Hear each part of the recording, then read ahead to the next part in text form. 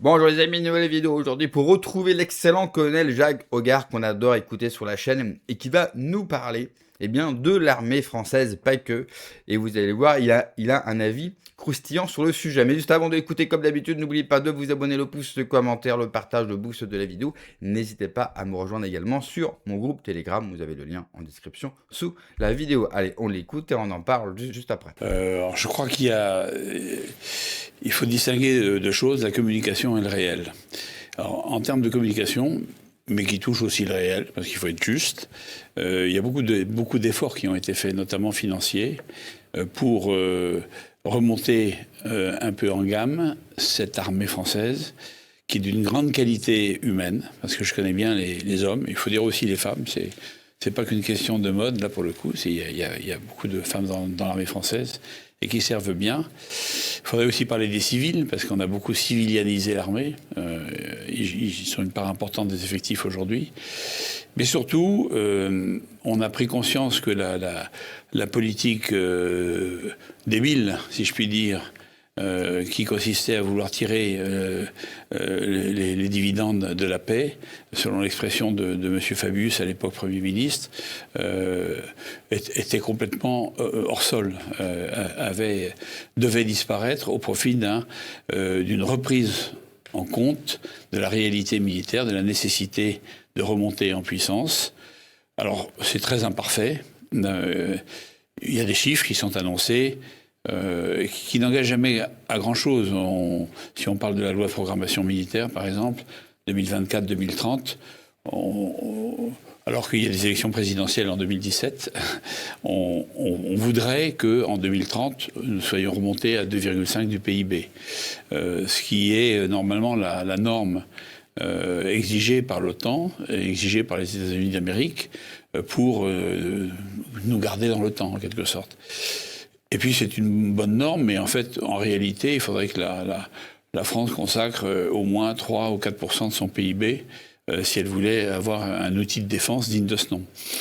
Alors il y a des efforts qui ont été faits, en particulier en termes de matériel, d'équipement. Je prends par exemple le véhicule de combat d'infanterie, le Griffon, mais qui n'est pas encore en dotation dans tous les régiments d'infanterie. Et Dieu sait si les régiments d'infanterie ont été diminués en nombre et en effectifs toutes ces dernières années. Or, l'infanterie, c'est quand même celle qui gagne les batailles. Hein. Voilà, donc si vous voulez, il y a...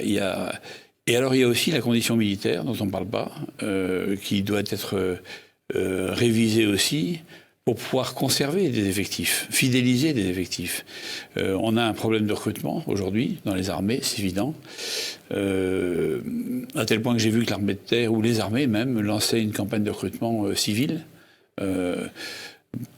dans cet esprit de déléguer aux civils un certain nombre de tâches indispensables aux armées, mais qui étaient traditionnellement faites par des militaires jusqu'à présent. Alors on avait commencé ça, même par la garde, quand vous voyez des emprises militaires confiées à des entreprises de gardiennage, c'est pour gagner des effectifs de combattants, au moins dans la théorie, au moins dans le raisonnement. Ça peut être une bonne chose. C'est une bonne chose. Non, je ne pense pas que ce soit une bonne chose. On ne fait pas garder des emprises militaires par une entreprise de gardiennage. Dont on n'a pas vraiment le contrôle en réalité en plus. Non, je crois pas. Je crois qu'en fait, il faut monter en effectif bien armé, bien équipé, bien entraîné et bien considéré. Ça veut dire que c'est un gros budget et on est à mon avis encore très loin de la réalité dans ce domaine. Augmenter les effectifs, la qualité, tout ça, mais ce qu'on va pouvoir se demander aussi, c'est pourquoi. Parce qu'on brandit parfois la menace russe, la menace intérieure, tout un tas de menaces qui sont plus ou moins pertinentes. Contre qui on se prépare? Vous avez raison. Alors ça c'est essentiel. Hein. Vous avez une espèce de phobie qui s'est installée depuis 2022, mais qui avait démarré en fait avant, où on désigne maintenant la Russie quasiment comme l'ennemi, alors qu'on n'est pas en guerre avec la Russie, que je sache, que la Russie ne tient pas à être en guerre avec nous, que je sache, mais on a désigné la Russie, et en fait tout simplement par reprise d'une d'une idée fausse, qui est celle des États-Unis d'Amérique et de l'OTAN, qui n'ont pas compris, en fait, qu'à la chute de l'Union soviétique, à la chute du mur de Berlin d'abord, et puis suivi 2 ans après de l'effondrement de l'Union soviétique, eh bien, le monde changeait.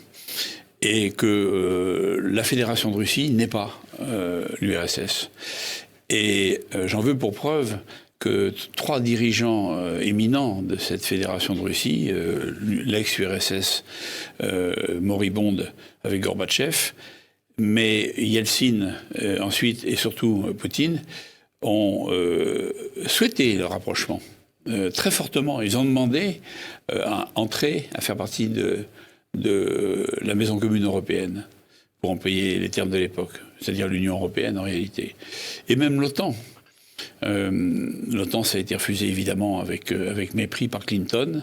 On leur a autorisé à avoir un ambassadeur de la Fédération de Russie à l'OTAN. Il y a eu une période d'ailleurs où c'était un personnage remarquable dont le nom m'échappe à l'instant, mais ça n'a rien à voir. On a voulu marginaliser, repousser la Fédération de Russie. Le dessein, la stratégie était américaine. Il s'agissait de casser l'Europe en deux, surtout pas de grande Europe unie, selon le vieux rêve gaullien de l'Atlantique à l'Oural. Alors surtout pas. Et il fallait en profiter pour essayer de morceler un peu tout ça, pour que l'Union européenne, telle qu'elle est devenue aujourd'hui, c'est-à-dire un outil euro-atlantiste, euro-globaliste, soit tout simplement au service des intérêts américains. Et si c'est pas la Russie contre qui on doit se préparer, contre qui on se prépare? Ou est-ce que c'est nécessaire de nommer quelqu'un d'ailleurs? Je n'ai répondu qu'à la première partie de la question, c'est vrai. Si vous voulez, il n'y a pas de grande puissance sans une vraie diplomatie, et une vraie diplomatie s'appuie obligatoirement à un moment donné sur une capacité militaire conséquente. La France a des atouts. On a l'arme nucléaire. Et l'arme nucléaire autonome, car jusqu'à présent, si M. Macron ne fait pas trop de bêtises encore dans l'année qui va venir, là, avant son départ des affaires. Mais on a cette puissance nucléaire autonome, ce que n'a pas la Grande-Bretagne. La Grande-Bretagne, elle est sous contrôle américain pour l'emploi de son arme nucléaire. On a un siège au Conseil de sécurité de l'ONU. Si on ne le brade pas et si on ne donne pas à l'Union européenne, à Mme von der Leyen ou à M. Merz, le chancelier du Reich qui est en train de vouloir se ressusciter, c'est un atout précieux. On a le premier ou deuxième domaine maritime mondial en fonction de la manière de compter, mais on est dans les tout premiers. On a une armée qui se tient correctement par sa valeur morale, mais pas par sa capacité matérielle en nombre et en effectifs suffisante. Il faut la masse. Nous n'avons plus la masse. Et nous n'avons pas les matériels modernes en nombre suffisant. On pourrait parler des drones, par exemple, qui s'imposent comme la révolution de la guerre moderne aujourd'hui partout. Il y a de gros efforts à faire, même si nos états-majors, la Direction générale pour l'armement, la Délégation générale pour l'armement, la DGA, nous dit prendre ce problème vraiment en compte. Donc il y a des efforts qui sont faits, mais on est encore très très loin du compte. Alors, pourquoi faire ? Pour exister, pour peser. Moi, je suis beaucoup plus inquiet, je vais vous dire, de la puissance allemande qui entend se restaurer. On entend des déclarations de M. Merz, qui ne représentent quand même pas grand-chose, je crois, aujourd'hui en Allemagne, malgré tout. Ça me rassure.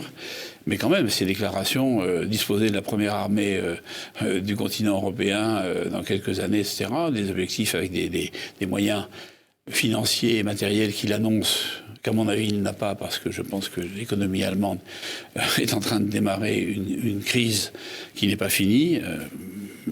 Merci à l'Europe d'ailleurs, parce que c'est un peu les hésitations européennes en matière d'approvisionnement énergétique vis-à-vis de la Russie qui ont provoqué tout ça. C'est vrai que pour une fois, et cela est rare, on pourra remercier l'Europe si jamais l'Allemagne ne réussit pas à construire sa fameuse armée, celle qu'elle veut, la première armée du continent. Effectivement, c'est un problème. Quand on est français, on doit automatiquement s'inquiéter de voir l'Allemagne se réarmer. C'est pas la première fois, et à chaque fois, ça finit mal. Et ça finit mal pour nous, même si on l'aura botté du cul, mais ça finit toujours mal pour l'Europe quand les Allemands, quand les Boches se réarment. Eh bien, c'est toujours synonyme de guerre. Et à chaque fois, l'Allemagne se réarme quand, économiquement, elle va mal. Effectivement, on a longtemps pensé que ça serait la France. Ouais, sauf que le modèle français, il a beaucoup de défauts, il est problématique, mais quelque part, il nous protège. Comme il nous avait protégés lors de la crise de 2008, où beaucoup de pays en Europe avaient pris extrêmement cher, l'Espagne, l'Italie, la Grèce, eh bien, encore une fois, notre modèle nous avait protégés, comme le fait que nous avons une population dite écureuil, c'est-à-dire que les Français sont le seul peuple en Europe et quasiment le seul peuple en Occident à épargner. Alors, ça ne veut pas forcément dire investir, mais le Français garde son pognon. Et donc, quand vous avez un système qui est ce qu'il est, mais qui vous protège, enfin, qui est un système qui, oui, protège, et qu'en plus de ça, eh bien, les Français gardent leur argent, eh bien, ça vous permet d'amortir tous les chocs. L'Allemand, lui, n'épargne pas comme le Français.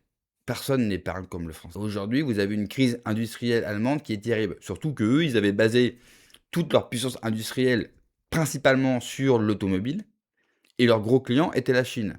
Ouais, sauf que en ce moment, tout le monde prend une claque en Chine et les Chinois les dégagent. Pas qu'ils en veulent plus, c'est que le Chinois, aujourd'hui, il achète chinois. En fait, le Chinois a fait l'inverse de l'occidental, du français ou de l'allemand.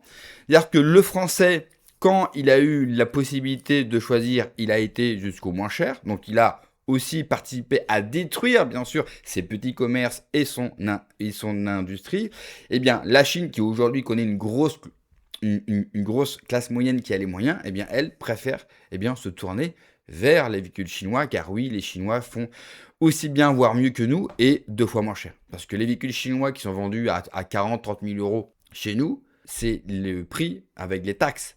En Chine, vous allez avoir l'équivalent d'une Tesla Model 3 ou d'une BMW série 3 pour que ça parle à tout le monde, aux alentours des 20 000 euros, 15 000 euros, full option. Donc là, évidemment, le Chinois, lui, acheter BM, parce que les BM sont beaucoup plus chers à cause des taxes, eh bien, il va acheter chinois.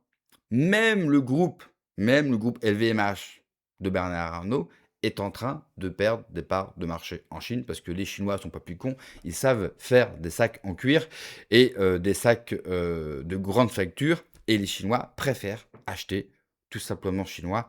Et oui, ça change beaucoup de choses quand vous avez une population qui a un sentiment patriotique. Le patriotisme, c'est aussi dans votre consommation. Ensuite, sur l'armée française, là, ça sera mon point de désaccord avec le colonel, où je le trouve un petit peu naïf. Effectivement, il y a eu beaucoup d'annonces de la part de l'armée française pour dire, voilà, il faut absolument qu'on investisse dans telle ou telle chose, et notamment les drones. Ça, c'est... Les drones, mais ont pris une telle place. Pour ceux qui s'intéressent aux guerres modernes, et la guerre en Ukraine est une guerre moderne qu'il faut absolument observer, il faut apprendre, le drone, c'est vraiment l'arme de demain, c'est le drone. Et en plus de ça, c'est une arme qui vous permet de faire beaucoup de choses. C'est une arme qui coûte pas cher, et donc que vous pouvez construire en grand nombre rapidement. Vous avez l'Iran, par exemple. Regardez comment l'Iran résiste. Et l'Iran fait plus que résister. Donc, la France a beaucoup de retard. Si demain, on devrait vraiment faire une guerre de manière sérieuse, on va pouvoir tenir quoi, 1 semaine, et sur un front de 70-80 km. Donc là, vraiment, on n'est pas prêt du tout. Il va falloir renforcer, bien sûr, le budget de l'armée. Aujourd'hui, on est à quasiment 3 points du PIB. À mon avis, il faudra aller à 5, voire à 6. Et en plus de ça, nous avons l'industrie française d'armement qui est excellente. Donc, si vraiment on s'y emploie, on peut se doter d'une armée qui sera vraiment efficace dans une guerre à haute intensité, mais surtout pour nous Français, parce que pour nous, c'est une question de survie. Une armée capable de botter le cul aux Allemands qui, au vu de leur situation économique et de leur volonté militaire, eh bien, j'ai bien peur que l'histoire va se recommencer. Merci d'avoir regardé la vidéo, les amis. N'oubliez pas, comme d'habitude, de vous abonner, le pouce, le commentaire, le partage, le boost de la vidéo. Prenez soin de vous, que Dieu vous protège. Allez, ciao.